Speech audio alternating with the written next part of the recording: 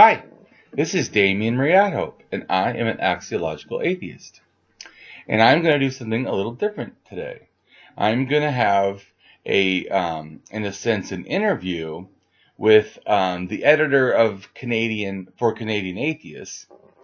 But I'm going to do it actually that he did it in a written form, and my wife is going to read the questions and then my responses, and then I'm going to expand on them in the video. All right, let's have fun. So this interview for Canadian Atheist for me really was about addressing, my specific kind of style. And so my style, for anyone who may not know, actually is that I'm an axiological atheist, but my style is I'm a caring, firebrand atheist and who does activism. So, and I have a little writing that I wanted to read real quick before I turn it over to my wife. So, I would say that you keep attacking activists, and while you're doing that, other activists and I will keep fighting for change. Sadly, you may change a few people to where they lose their way in the momentum of activism. However, happily, while you're doing that, other activists and I will be positively going out and changing the world. So I'll turn it over to my lovely wife, Shayna. Hello, everyone. My name is Shayna AtHope, and I'm speaking on behalf for Scott Douglas Jacobs. My first question is, you have explicit self-definitions as an Axiology atheist, anti-theist, anti-religionist, secular humanist. Does this amount to a firebrand atheism in one phrase? Well, to me, axiological atheist, which to most people would probably seem like, depending on who's doing it, of course, but would seem like strong anti-theism. And it can be thought to involve ethical and value theory reasoned, moral argument driven apatheism, Ignosticism with an I, atheism, anti-theism, anti-religionism, secularism, and humanism. And of course, it's secular humanism is the part that it doesn't have any belief in deities, or does it even appeal to it. And so this kind of answers the question. And to me, yeah, all that in a sense is probably firebrand atheism. Okay, Shana? Okay, I do not know the personal story or the family history for you. Did religion influence personal and family life? If so, can you recall some pivotal moments? Well, how did I come to my atheism was really my college. I was a Christian for 35 years. I used to say 36 years, but then my wife reminded me that I was counting wrong. But anyway, so I read the Bible twice, and I took 2 religious classes for college. And it was before that, not until that I, realized the conclusion that, I had to be an atheist. It wasn't like I decided it was cool or it was neat. It's more like the fact that I realized I didn't have any other option if I wanted to be an honest thinker. I just came to the conclusion that this was false. I can't believe it. So, for me, I was raised, in a Christian cult called the local church, and I didn't really get out till around 13. And just to give people an understanding what I mean by Christian cult, in a sense, for some people it'd probably be kind of like a little extreme version of Jehovah's Witness or something, but we didn't do things like celebrate, holidays, not really. Anything that really didn't involve on God, focusing on that, focusing on outings at church, focusing on Bible study or something. It wasn't really something we did. We didn't really do sports. We didn't watch TV. We didn't do movies. I mean, it's just a different kind of a life, In fact, we didn't even listen to radio if it wasn't, basically the news or it was religious. But I have a question. So wasn't one of the main things of your family's religion too is that they all thought you were all going to be dead by the year 2000? well, yeah, That would be a extreme form of religion. yeah, definitely a extreme form of religion. My family, like a lot of people that are in a sense that what they would consider born again, Christians, they're going out there and not just having this belief in God. To them, they're fundamentalists is more what I'm talking about. They really think that the world, is going to end soon and Jesus is going to come back, and and that floating on a cloud or whatever, and that people are going to be raptured and disappear by magic. And so because of that, my family really thought that, and I think that they earnestly that they believe this. I don't think they think it now, obviously, but so they thought that we would, in a sense, either be raptured or the world would end, Jesus would come back, everything is going to be different, for the Christians, and then everyone else goes to hell.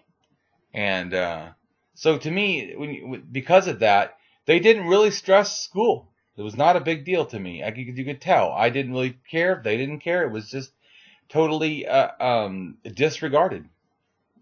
So that definitely, was an issue. So, but going back to the thing, so we didn't even go to sports things and stuff. And so, in fact, one time, these people from our school called and said that I was playing with myself, and my parents thought that it meant something like provocative or sexual, but it wasn't. I actually was just off by myself, just playing. Because I didn't know how, and what I mean by this is I didn't really understand what it was to really be with other people. I totally was socially inept, in other words.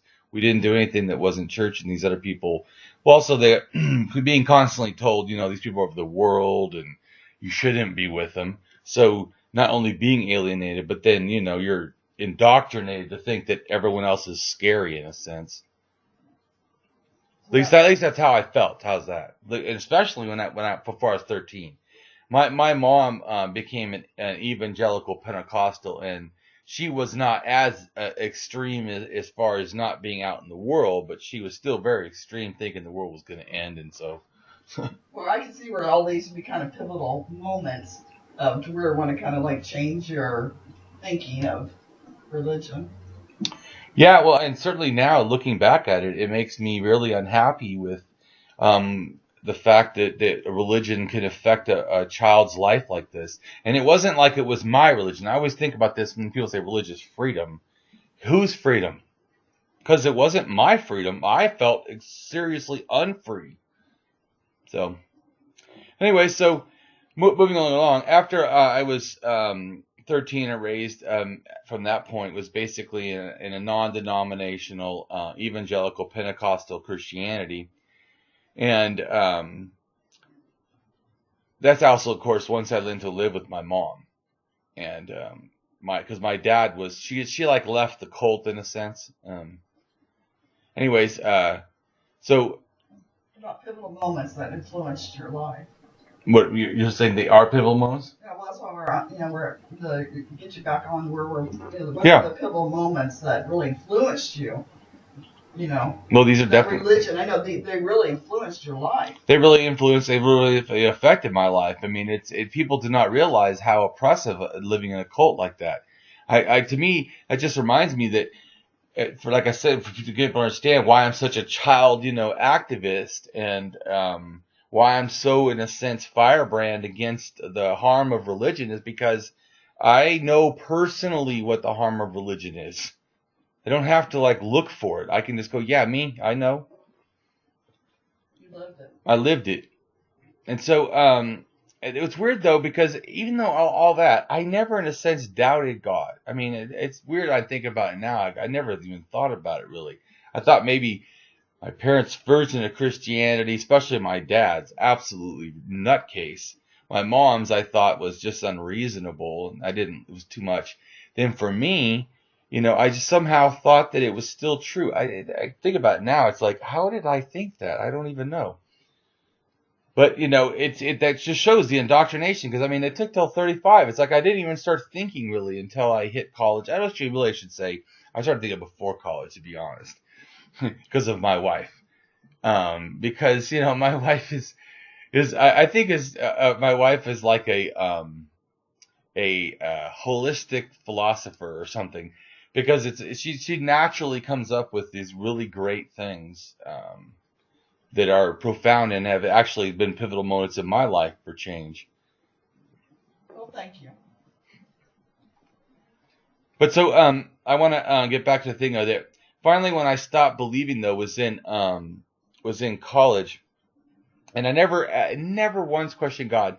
I never really investigated either, because that's one thing I think the problem about a lot of religions, they teach you to fear investigation, fear looking in a sense. Which I think, is good. And you know this because look at how they treat their children. I mean, they don't want their children, like even I remember as a child, I wasn't allowed even to go to sex ed for my own body, or it just, they don't want anything involved. And so to me, I feel it's a form of intellectual abuse to a child to remove their right to just know some basic things.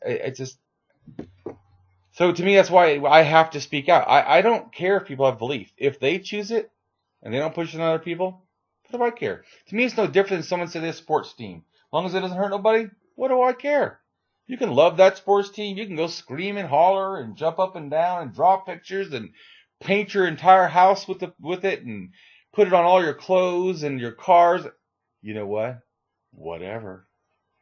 But the moment that you force that sports team on your child, there's something wrong. And I don't see how people don't get this. Especially ones that supposedly say they champion religious freedom. Well, good. Then extend that freedom to your child. Anyways, so what happened is I took 2 religious classes in college because I was going to be a drug and alcohol counselor. So I took 2 religious classes. So the one religious class was basically understand the world religions. And as I saw the different ones, every week we had to come up in a sense, do a different one.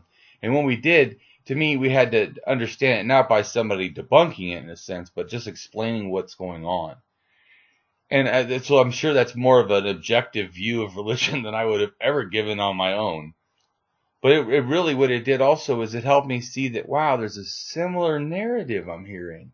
All of them, every single one of them, say that they only, in the sense, they have the way to live the best life, and only they know the best life that can get to the afterlife, and only they know about this afterlife, and only they have the way to have the best afterlife, and only they have the morality that does all the above, and I started going like, okay, so they all say this just by default. They're all, to me, before when I was a believer, I thought they're all wrong by default. But if they're all similar, and mine could be stuck right in there and amongst those beliefs, and a logical mind would go, I don't see any difference. And that made me go, what if mine is false or has some falsehood? I mean, I've never even thought if it could be false. And I would say actually I did get primed a little bit before I went to college, because I already had read a book about the Curse of Adam, about genetics and stuff, and I already had heard about the 7 Daughters of Eve by the same guy, an Oxford University professor. Anyways, he talked in the book about how, in a sense, all this stuff was connected back, in DNA. And it's so weird, guys. I think, in a sense, I was like a naive Christian. And what I mean by that is that, like, I know that there's some people that are like old Earth or they accept evolution. To me, I felt like our family that was a non-issue, because God was coming back, just didn't matter. It's like, it's just so weird. I think now, like, we weren't even taught to think. I couldn't even have defended my beliefs at all. I mean, I wasn't what I mean that is, so let's just say it was the truth. Well, I was never taught to supposedly defend this as truth to any reasonable mind, I feel. Because once it was even barely tested, I started immediately going, wait a minute, this is like a thin, layer of grease on top of water, It is so thin that we can see through it. It's almost as if it's not there. And that's when I realized this God concept is so empty of substance. I just immediately went from, in a sense, 100% belief to 100% I cannot believe. I didn't have any. So I hear some people have agnostic things. Never had no agnostic. Because to me, the simplest thing is once I saw it as false, I don't know what was going to make me start seeing it as real.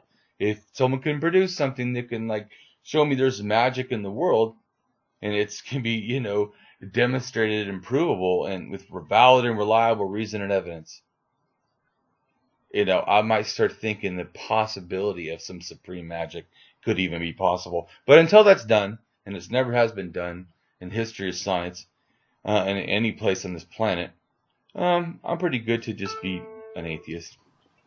So I would say, though, the problem is I still was kind of superstitious. Because it's hard to remove that whole mental baggage of religion. It's like, I always hear a belief, as in somehow they have this one little God belief out in the air, and this little whatever that connects to, and that's the only things they have. Oh, ridiculous. They have 10,000 beliefs or whatever. Maybe not that many, but, I don't know, 50, 100, whatever. There's lots of beliefs. So when they believe the one thing, it's a whole web of presuppositions they're also equally believing, or to some extent to get to that other belief. Well, I kind of believe if you believe in one magical thing, you'll believe in anything magical. So. Well, a lot of people, because they start with the thinking that magic is even possible. It's that animistic child mind, which all I had, in a sense, was an animistic child mind. That's also, in fact, why I think that when I first became an atheist, I called myself a spiritual atheist. Now I think back, I can't believe I said that. Because it's not, I understand it's not the way I would want to present who I am. Because I don't agree with this word spiritual meaning anything. But it's funny, and I think back why I wanted it is because I felt like some kind of connection, or I wanted some kind of connection, to the world in a sense. But, I didn't need that word. In a sense, that word wasn't even usable for me. So, because to me, I really want to say ethics. Well, why don't I just say ethics? I really want to say I have emotional connection to people, and I feel care or something, or kindness, compassion. Just say that. I don't need this extra word. It just became this nothingness that just like the God concept. For me being an atheist, it's not like I chose, in a sense. I woke up one day and said, you know what? I hate spiritual. No, I was spiritual, I thought, for a while. And my wife would constantly go after me about it. But anyways, eventually, though, it's just a willingness to accept the truth.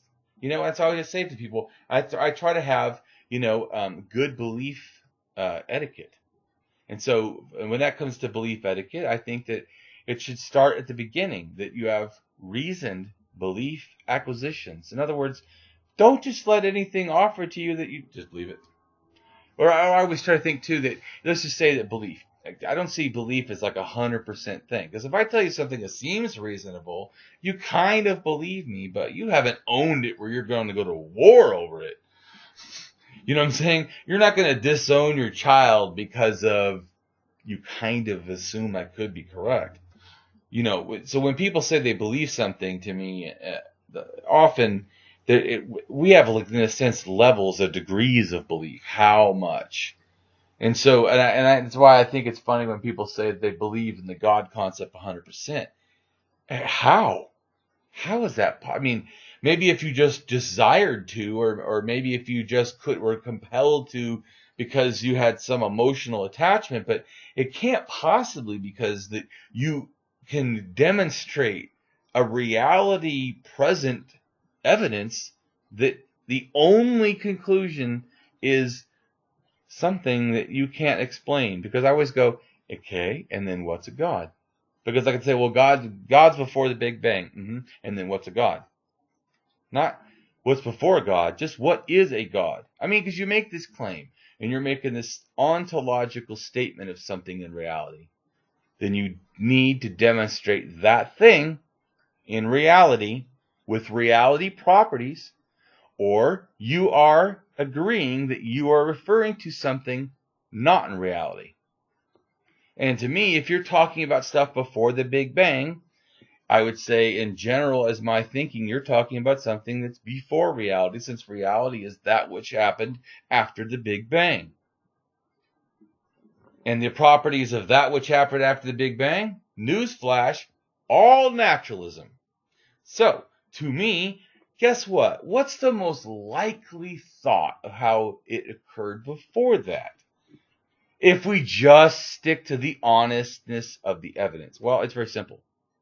More naturalism, not magic, which we have no evidence of. So for me, really, it's about being a rationalist. And I would say that that's, in a sense, what I started to become halfway through the class on religion. I started to become, when they presented to me, was a final nail in the coffin or whatever, of that God nonsense, was actually the devil. When they told us, in a sense, that the serpent, the devil, Lucifer, they were in Satan, all in a sense different beings presented as characters in the Bible. And then they showed us the verses that kind of did that. That blew me away. I realized I don't even know Satan. And I just started realizing, do I even know what God is? And I realized I didn't. And I still to this day do not know, in a sense, what really a God is. Because when people talk, I know that they don't know what a God is. They're just making noises, and then they're giving expression to that. But if it doesn't come from reality, you are referring to things that are not reality. All right, let's go on to, I see you have a lot of tattoos. What is your favorite tattoo on you and why? Well, the atheist tattoos on my wrists, as I see them as a form of my firebrand atheism. Because, as a reality revolutionary, strongly standing up for reality is required in a world desperately trying to do the opposite, thus demanding my caring firebrand atheist activism response. And I see my tattoos on my wrist. I don't know if you can see it. Those are atheist symbols, and to me that's my needed response. So yeah, that's my most favorite. Okay, that's cool. As an activist and an anti-theist, what has been the successes and failures of the atheist movement, especially the new ones seen in the new atheism? Well, since we all know that I'm the expert on everything, or I like to think I am, right? Well, anyway, so I would say that all the time things are changing. So it's hard to pinpoint exactly, what's happening at any given time, because I think that atheism is already quite changing at this moment. I think that it's gone through several changes since I've been an atheist, in a sense. In the last, I think it's it's been about 10 years or so. Anyway, so, but I'll just go on. To me, I think that what we should focus on is what we should do. And for me, what we should do is firebrand atheist activism. Lots of it. Everyone should join in. We can all be firebrand atheists and unite under this idea. To me, I also, though, want to do a lot more than just atheism. To me, and I want to champion kindness. But it's not enough to me just to champion kindness. We need to scream it from the rafters. So that's what I mean also by, I don't think an atheist is somehow means that we have to be an unhappy person. I don't think that it means that we don't have to be an unkind person. I think it's the exact opposite. We know we're held responsible for everything in this life. Just us. There's no, in a sense, forgiveness that's going to take it from us. No one's going to let us repent and no longer be sinners. No. What we do is harm or is benefit in the world. So yeah, to me, I feel that there's a deep connection to why I care, and thus am so firebrand, starts in why I care. And so I know I'm doing what I see needs to be done, and it needs to be, done in all cities of the world, to help suffering people. And I really think that it's easy to say, oh, I don't need to get involved, I don't need to care. Yeah, but just think of the millions of suffering children being indoctrinated into cults, being subjugated and not even allowed to have freedom of religion for themselves, but have to be under their parents' pseudo freedom because they get to have their parents' religion almost from birth. Just think of all the suffering women that are forced to hide themselves, that are made to feel shameful, that are made to cover up. All the ones that are told they're lesser than because they're not a man. That the man is the head of the household. That somehow, that you're by birth, you're already a lesser being. I mean, just think of all the suffering LGBTQIA plus people out there suffering because they feel shame from this made up nothing that's then given a name and a religion, and then some man writes down their own bigotries and biases, and then people get subjugated and have to suffer, and then to this day you have families disown their own children. And all for a fantasy that they keep seeing as a reality. Just think of all the suffering. I can't stop. All I see is etc., etc. Once we stop seeing the dignity of others, we feel free to violate them with impunity. But it is when we find that dignity, when we become dignity is our friend, then respect has become our path. And what do I mean by that, by dignity as a friend? I mean it is by seeing with eyes of love, not eyes of hate. Because to me, when eyes of love, we look for friends, where eyes of hate looks for victims. And I want eyes of love. But I also understand I'm a firebrand atheist, but to me, there's a right way to be an atheist? No. But there is a right way to respect human beings. We need to respect their dignity. Period. End of story. This shouldn't matter if I'm an atheist. Shouldn't matter if someone's a theist. Shouldn't matter if someone's agnostic, a skeptic, or whatever they want to call themselves. No matter what religion they say they're in. We really have to live on the same planet. We really should try to live together in peace. So to me, I think that atheism, it should be, if it's done right to me as a firebrand, I think that it's stopping the belief in gods, because of the fact they lack, worth, they lack evidence, and that they can be toxic in people's lives. But it's also being outspoken, for what's worthy, as an atheist style. I've been helped a lot by atheists. Just being my friend, supporting me, and telling me, that they're an atheist. Some people never tell anyone else, but I don't think that all of us are in a safe place that we can. But if you can, I think you should. I think, to me personally, I would say I feel an ethical duty to try to. But like I said, it's not always safe. So if you're safe, I think you should.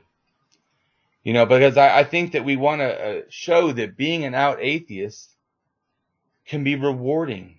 That being out the atheist is doing something beneficial. It's not just doing nothing. But I also understand, to me, that it's not all or nothing. It's not like I feel like you have to be as extreme as me, like I'm going to fly to Indianapolis to go and do a speaking event about carrying firebrand atheism. Because to me, Mike Pence, and thinking like this, these religious mindset that they want religious theocracy government. They want religious to be able to oppress others with their chosen religious values. Yeah, that would be like, imagine if I told Mike Pence that he needs to start watching, cat videos or pornography or rock videos or archaeological videos. I mean, who am I to tell him how to live his life? Or tell him to become a Muslim. Tell him he needs to believe in the one God. You're correct, but it's the God is Allah, or the God is Krishna, or the God is goddess, like Pele. So to me, yeah, that is required of me. And like I said, I'm not saying everyone has to go to that extreme. I wear a hat that says atheist, so I've seen everywhere. My wrists have tattoos. And I've worn a shirt before that says, stuff. I don't just do it like once in a while. I do it like all the time. It's my way of life. But to me, it also that, I've experienced, I had troubles in a job because of it. I feel troubles, in getting a medical the way I want. Just some people treat me. In fact, I've had people feel that just because I talk about it, when I was in Georgia, at a massage place, I just talked about, my disbelief in God, and they took that as like almost attacking the person or being really, not respectful. And it's so funny because respectful is what they do. It's so amazing to me. They do not see that they have like Jesus everywhere. They talk about God like, oh, God bless you, oh, God, this and that, and pray for you, and it's like we swim in a sea of it. I'm not saying that they don't have the right to have their beliefs, but it's just amazing to me how they say it 100 times or 1,000 times, and I say it once. It's extreme. It's radical. I'm the one not being respectful. What? That's like I said. It reminds me another place I was at. I have actually it was never the massage place, but up here, and I had a hat on, right, and it says atheist, and she said, well, maybe I should wear a hat that says Christian, and then I can go out and have people challenge me. And I was like, so you think that because I have this hat that says, I said, like, she doesn't get, you guys are the norm.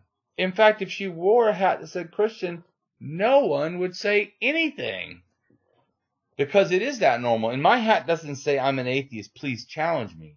But see, she took it that I have a right to be challenged because how dare I say I'm an atheist in public? Well, people have a right to have beliefs in public, and you don't always just have the right to just come up and say things. Of course, you have the right to say it. Doesn't mean you're being respectful, and that's what the point that I feel that they're trying to make. That somehow I'm the disrespecter for making it aware to others. For not believing in magic. Just because I don't believe in magic, you can attack me. Go on. So, like I said, people don't have to do it to my extent, but to me, it's an important thing. And to me, it also goes, to my persuasion in general persuasion is, I'm a socialist anarchist. I call myself an Anarcho-Humanist generally, just because to me, I can find meaning in the term. So, because to me, when I say anarcho, I mean no gods, no masters. And then for humanism, I mean as in do no harm and do good. Just as a really quick explanation of what I'm saying. And to me, what inspires this thinking goes really about for caring to me. It's not about not wanting to pay taxes. It's not like some people, might think. It is not because I don't like, authority or something. I don't mind laws. I just don't want to have these, top-down, pyramid-structured lawgivers, dictators. So anyways, why I think that, it's important is because we're all, in a sense, one connected family. I think that to me, it's too easy for us to look and see borders and stuff, but really, it's a fantasy. What's the difference in a border is something that we've made currently. And also, it's changed a lot. Look at the last 200 years of Europe. Tell me where that you can fit a map and say that it stayed the same. No. Go back another 200 years or 400 years or 1,000 years for that. I mean, it's just been change. But everybody always talks about things like somehow it's been static, fixed, or there's this real world property of, countries. So to me, once you understand that, I can see that there's really only one human family. We're the human family. These things of race and even we know through DNA, we all come from the same source. So to me, we need to actually get a humbleness and realize that we're all, in a sense, relatives, brothers and sisters, or whatever, extended family. And I try to see that, so that makes me care a lot more about the world. And the other one thing is that no one owns the earth. I mean, people can make things and they can make claims, but in a sense, even if you said, well, they bought it from who, or they took it from who? But so no one owns the earth means that, in a sense, all parts of the earth that are inhabited by force. And I have a problem with that. We need to really work together as a global community and stop seeing this separations. And to me, the other thing is about why I like Anarcho-Humanism is I feel like if you can't trust people with freedom, I don't know why we think that we can trust people with power. And imagine extreme freedom. Okay, well, how about extreme power? To me, we need to think about things a lot more humanistically. And to me, I just see that we have to work together. That's good. I understand where you're coming from. Okay, let's talk about axiology. Okay, with reflection on axiology as a study of values, how does this connect to axiological atheism? Most atheism seems based on the problem of evil, or the divides seen in some debater's mind between faith and doubt, science and faith, revelation and evidence, and so on. Right, so I'll start with the first thing. Problem of evil, to me, is a form of axiological atheism. I mean, because axiology is a study of values, goodness, worth. So in good be good and evil. Same thing. I mean, it's good, bad, worse. And those are all axiological in a sense, judgments that you're making. So to me, that is a form of axiological atheism. And the problem of evil, in the axiological sense, has been laid out by the Stanford Encyclopedia of Philosophy. I'm not going to go into all of it because, but I'll just say that, to me, axiology, we understand, is a study of value. It's the investigation of its nature, its criteria, and its metaphysical, or I would say its ontology, structure, or status. And so, more often than not, the term value theory is used instead of axiology. I often say I'm a value theorist, but it's still an axiological theorist. So, but it's used instead of axiology in contemporary discussions, even though the term theory of value is used with respect to value or price of goods and services, often in economics. But those also are still, in a sense, still axiology. Everything has a value. Correct. Everything has a value. Or use. Well, that's another thing to me is axiology really is broken down for the most common normative, in a sense, way of people would talk. You would say use, because use tells you the value of something. Like you understand its use, then you understand its value. Because sometimes things can have, in axiology, you can have intrinsic value, something unto itself. And then it's extrinsic value, or not, this is how I'm explaining it. Extrinsic value, that what it, in a sense, out of itself, what it produces. And then systemic value, like what it produces through time, or, later on, how important would that thing be, or how impactful was that event. So is that like short term and long term? Yeah. So it's probably like the thing itself, then how that thing happens in time, and one's is short and long term, yeah. So some of the specific questions in axiology include the following: the nature of value. In other words, is value a fundamental desire, a pleasure? What's that? A fulfillment? Yeah, fulfillment of desire, a pleasure, a preference, a behavioral disposition, or simply a human interest of some kind. These are things that axiology figures out or desires to understand. It also wants to know the criteria of value.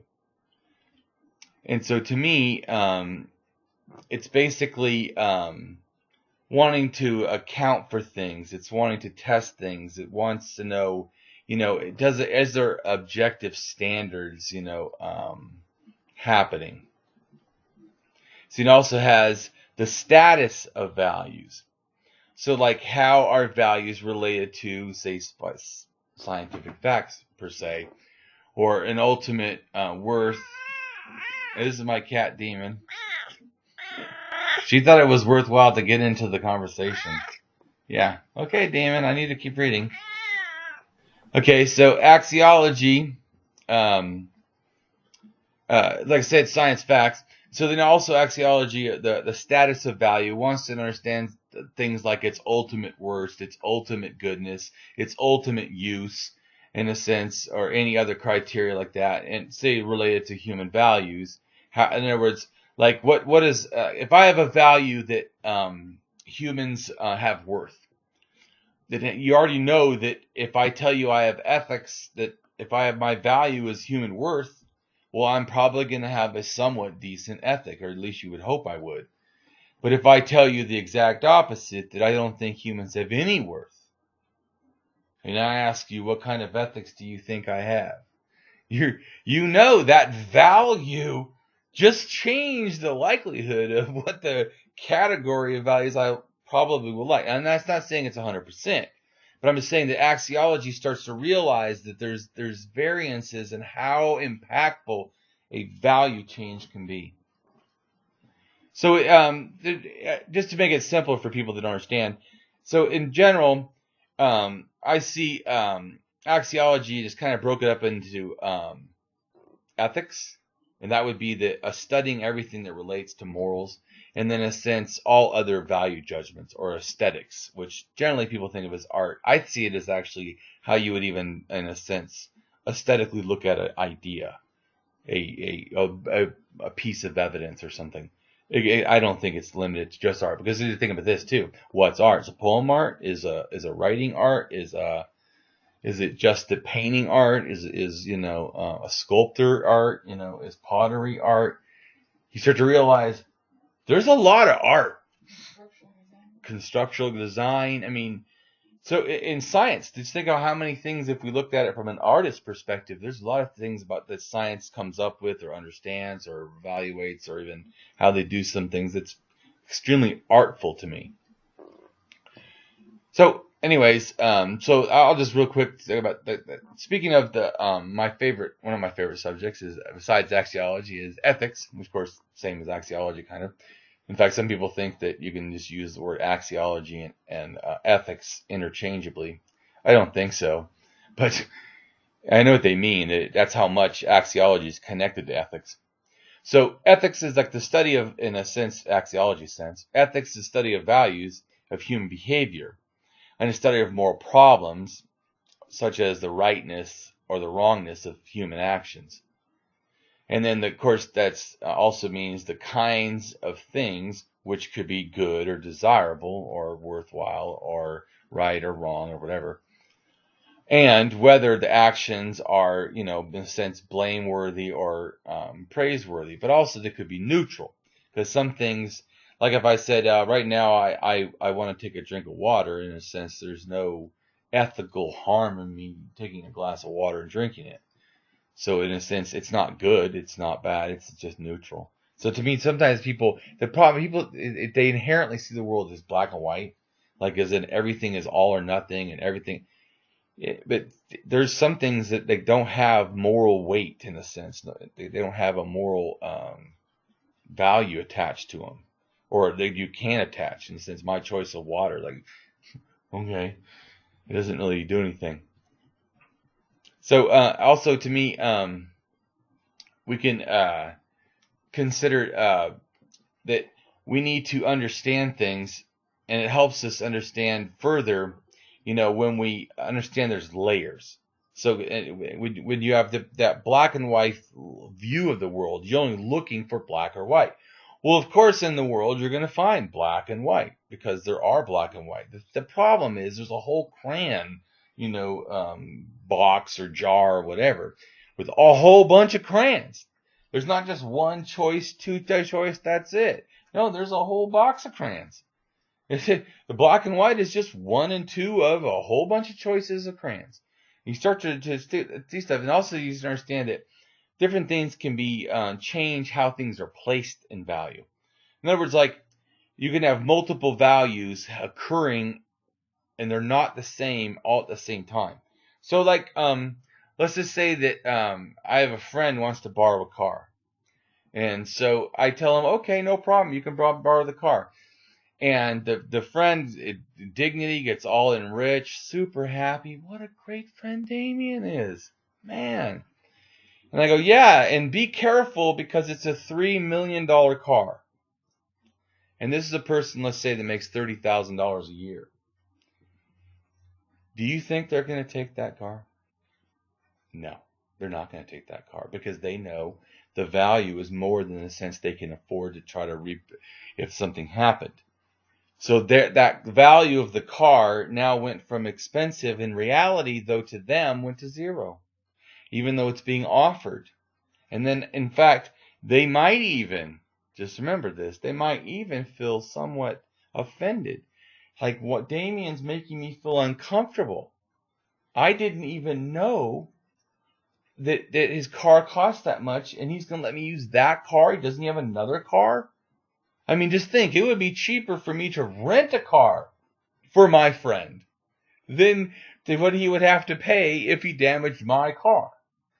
So you can see where it's not illogical that they might start to feel like, well, why are you offering me this $3 million car? But then, so it's weird, you know, and then the person who, think about this, the other side, the other person, you know, thinks they're offering something of value.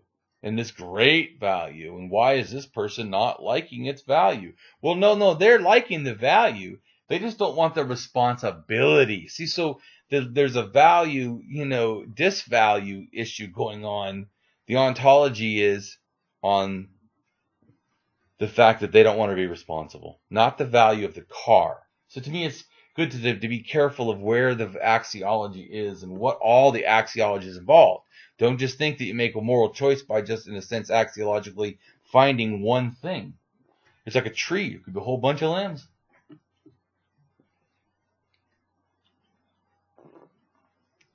All right.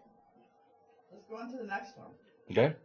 I hesitate on the term hero or heroine for an atheist because this implies an almost unquestioned authority, rather someone admired and trusted in their authority on a subject based on expertise, or an ethical matter based on their actions in the and/or writings about the world. Anyhow, who's an atheist hero or heroine for you? Why them? And any recommended books by them? Okay, so I would say that for me, it's a heroine, and it's my wife, Shayna. And I'm not just saying that because she's doing the video today with me. I'm also saying that because it's just absolutely real. Because like I was saying at the beginning, when I used to call myself a spiritual atheist, who was hounding me the most? It was not a book. It was my wife, nonstop, reminding me of accuracy. In fact, my wife is one that's really detailed. Everyone always says, I'm so detailed. Well, if I'm detailed, then you should thank my wife. Because it is not from me. No, big picture? No, I'm that. You know, I'm definitely big picture. But detailed? Oh, no. Oh, no. So all the detail I have to give my wife. That's also why I say to me, she's like my philosopher kind of, because she's taught me to be responsible and needing details. Oh, yeah. To think better. She's really aided my thinking. Anyways, she's not known really by anybody, and nor does she really want to be. You know, but her thinking and ways are, you know, thoughtfully enmeshed, you know, in almost all my styles and thinking. She's had, like, I would say, the biggest impact on my life, period. Thank you. And as for famous atheists, though, like myself. Okay, let's see. Famous atheists. There's so many really good famous atheists. I'm not saying they're my heroes, but for me, I mean, I admire people. So I would say the hero is my wife, or heroine. But as far as the people atheists that are famous, I really admire, I have several, but there's a few that I feel, here's my three favorites, that I really like their rationalist thinking. David Silverman, Aaron Ra, and Matt Dillahunty. And to me, I want to address the term hero too.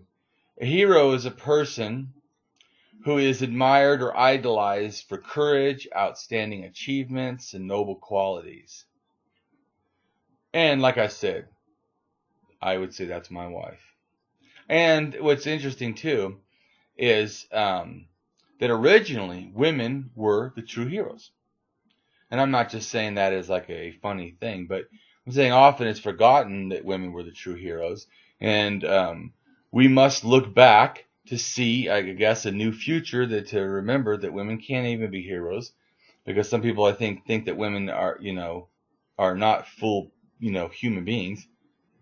So women, started out as the first hero, now hidden by time and probably the degrading of women's true values, like they're equal to us, or to me, my wife has a lot more better characteristics than I have, as far as like qualities inside. I've really emulated a lot of my kindness and stuff and caring for people because of my wife. So, but anyways, so heroes, hero, that the word, became famous in Greek as a Greek female name, and in Greek mythology, the origins of the word hero, and you don't see the word misspelled as heroine. It's actually just hero. So a hero, though, was a female who was a priestess for Aphrodite, beloved by Lander. So there was a story called Hero and Lander, the Greek mythology. And I wish really that all women, can be seen as heroes again. They're not like somehow hero means man. I know that I'm sure there's plenty of people that don't think that. I'm just saying that needs to be, championed. Anyway, so I try to do this, in my life, and I also try to do this in how I wish to, inspire a very egalitarian, way of thinking and way of behavior with people. And that's including exactly, to me, also treating, even religious people that are equal. I mean, you're human. I need to be treating you as a fellow human, a fellow dignity being. And so, that's the kind of thing I'm trying to inspire. And I'm, proud to say, that I see the hero in women, and I value, women that are doing heroic things. And speaking of heroic things, so to me, I see heroes that can go to war. But you know what? All my heroes don't carry a gun. I see heroes every day. Thoughtful beings acting with love, compassion, kindness, understanding. Yeah, that's being a hero. It is very easy, to me at least, to see that you can be mean, you can be hateful, but to be kind, to be thoughtful in that kind of world, regardless, that's being a hero to me. But in general, who is my hero, is also that there's, in a sense, no one person. I'm inspired by everyone around me. I try to be so open to see the value of others now, just to be enriched by everything. I mean, it reminds me of this, thinking that you don't have to be wealthy to be kind. Some people think like they can't be humanitarian, they can't do good for people. They had lots of money. What I'm saying is, I hear people go, well, if I had more money and more time, I would be out saving the world. Well, do what you can now. Smile, dude. Be nice. How about stop being mean if that's what's going on? So I want to be, a servant, leader. I want to be a teacher learner. I want to be both. I want to be the one that learns from, everyone, including things even when, my own wrongness and no one catches. I want to learn from that too. That, hey, I shouldn't do that. And I want to strive to learn from children and adults alike. For to me, it's with this true goal of becoming someone I like. I want to strive to learn, those who suffered, for they're teaching me a need to understand and show compassion, and never forget to cherish every happy moment to its end. I also strive to learn from those who are sure and empowered, for they remind me to hope and see happiness is not pretend. I strive to learn from those who are arrogant, loud, forceful, needing to be heard, for they remind me of the need to be humble and to be not so limited, that I want only to be understood, that I am actively not forgetting that I need to understand others. Most of all, I try to learn from every child's wonder, how their feelings of wonder guide their perceptions, so even old things can seem new. May I be an eternal seeker and learner for truth, willing to be a part of every good thing around me, giving back freely all of me where I can, and enjoy life as it's a wonderment without end. And I can see how to become my own hero. Okay. What arguments make the most sense for atheism to you? Well, I would be the simplest way. I'll just make A and not A. There is, in logic, you're either a theist or, in a sense, or you're an atheist. And to me, a theist is making magic claims that cannot justify. An atheist is not. Thus, I'm an atheist immediately. And I think that everyone who's a logical thinker should pretty much have that same opinion, A or not A. Either you, A, agree to evidence is real, or A, you do not. And to me, the evidence standard cannot be different. In other words, like, you can't say, well, my God is real because I have faith, but every other God in the real is not, because faith is only real for us Christians. Faith is only real for us Muslims. Faith is only real to us Hindus. To me, the fact that is, you can't have a different standard. You can't say my version of faith is okay, but their version of faith is totally invalid. You know what I'm saying? Like, so if in other words, what I'm saying is, if you say that you believe in taking medicine for a cold, and you don't take, motor oil and drink it, you understand the real world is important, and that you need to decide. You can't just, well, I think motor oil is great for me. You or drink bleach. You just can't do random things. Have to make sense. You have to stick in reality. So to me, that's the first thinking. So and whatever brings me to the point I was trying to get at is the fact that of a theological non-cognitivist or an agnosticism, with an I, which is, to me, is an atheist ontological challenged argument, is what you're kind of doing by doing it. Because in a sense, theological non-cognitivism is saying, that what you're talking about when you use words like terms like, God, spiritual, soul, what is that? That's not a real thing. It's not, and it's not cognitively meaningful, meaning that you can sit here all along and list a whole bunch of terms and words that after that term, first term God, they will all be meaningless until you tell me what a God is. In other words, if I just start telling you, I say, I have this great thing outside. We're going to go to the park. You're like, great. What is it? And I'm like, nope, I can't tell you. To make a thing real, right? It has to be real. If it's real, it has real properties. If it's real, I can talk about it. If you say something is real, if you make that claim, and you cannot explain its real properties, then you haven't expressed something that's real. Or you're not actually in knowledge of what you say you're in knowledge of. So either your claim is invalid, you're not, telling the truth, you're confused. What is it? Either that or you have the evidence and you can demonstrate your knowledge. So to me, that's the first thing is, and then also, of course, the Axiology, atheism's problem of evil, But to me, in general, just like I was saying at the beginning, A or not A. To me, an atheistic null hypothesis. You don't start with God is real, thus, and if I can't disprove him, God automatically is real. No. You have to demonstrate that hypothesis called God is even meaningful. Once again, like theological cognitivists say, you haven't even produced a term of meaning for me to ever understand.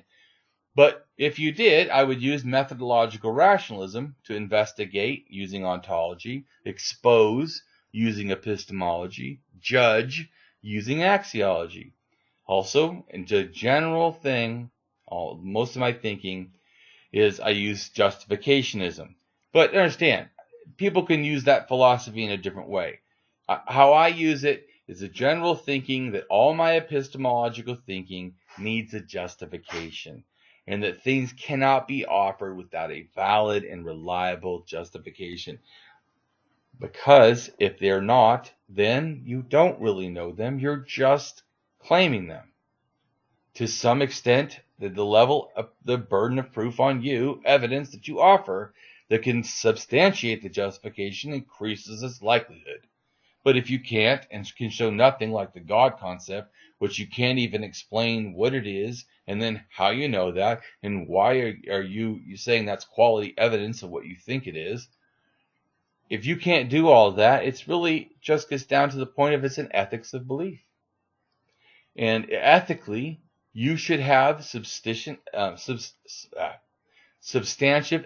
evidence to support your belief, or you shouldn't believe it. It's just, and of course, you may come to the belief because you just wanted to. To me, that the fact that you just accepted what was offered, you didn't even think about it. You just accepted that it could be true and believed it, and so the point is, once you believe it, is it true though? You should be open to its investigation, and that's the issue. So this goes down to a whole bunch of the history of religion. Also, is what really also gets me is the archaeology evidence. It's just so obviously that religion is a human product that is, made up for all kinds of human reasons, like drought and the fact of that they didn't understand environmental planning, the fact of that killing too many of the animals. It's just a lot of just poor human behavior. Anyway, but also climate change and agricultural, invention. By 12,000 to me is where I see, the inventions of paganism and thus, gods, goddesses. And goddesses to me were first, at least by 12,000 years ago, in what is now Turkey. And were likely first after animals as godlike beings, specifically to me, just were not seen. 70,000 years ago, with the first human worship of a stone snake in South Africa, proves that animals were first.